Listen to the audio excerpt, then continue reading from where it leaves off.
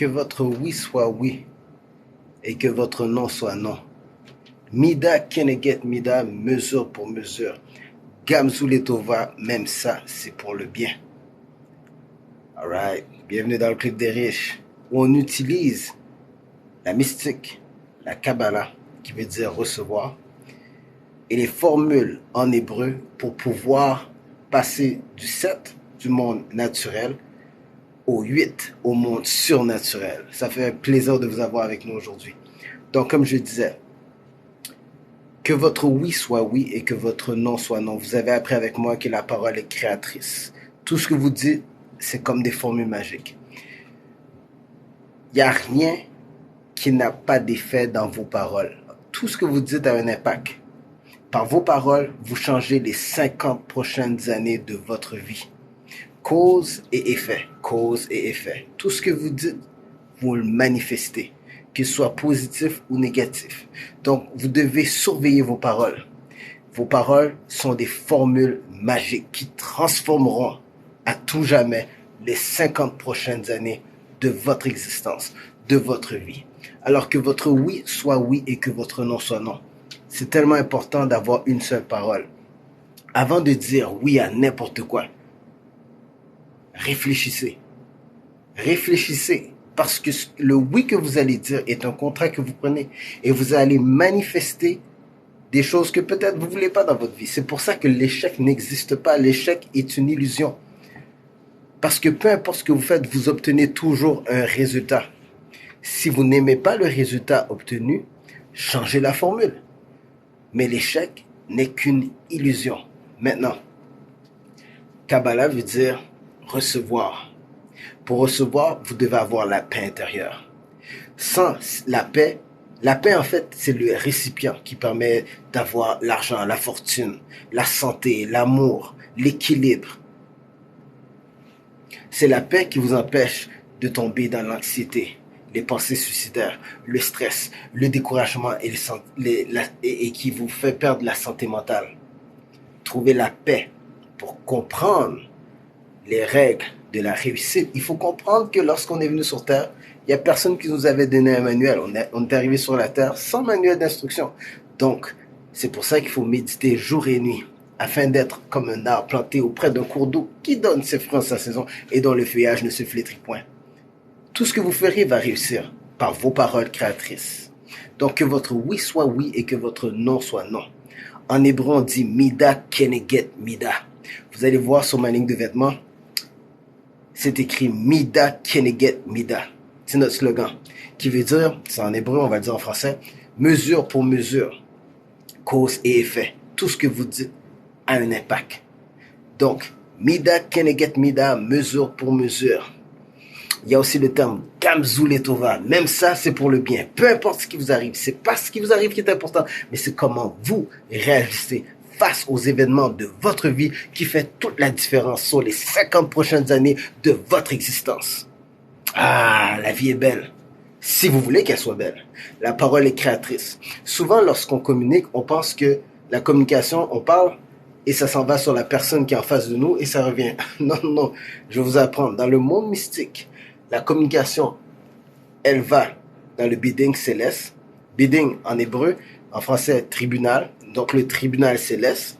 En haut, on ouvre les livres et on regarde s'il y a une cause pour bénir ou maudire par les paroles que vous avez utilisées la personne qui écoute ce que vous allez vous dire. Donc, on pense communiquer comme ça, un en face de l'autre. Non, toute parole monte dans le bidding céleste, dans le tribunal céleste, il est jugé et après on relâche. Donc une bénédiction sans cause n'a point d'effet comme une malédiction sans cause n'a point d'effet. Ce qui veut dire, s'il n'y a pas une raison pour que vous soyez béni, même si la personne dit des bonnes choses à votre sujet, ce sera sans effet.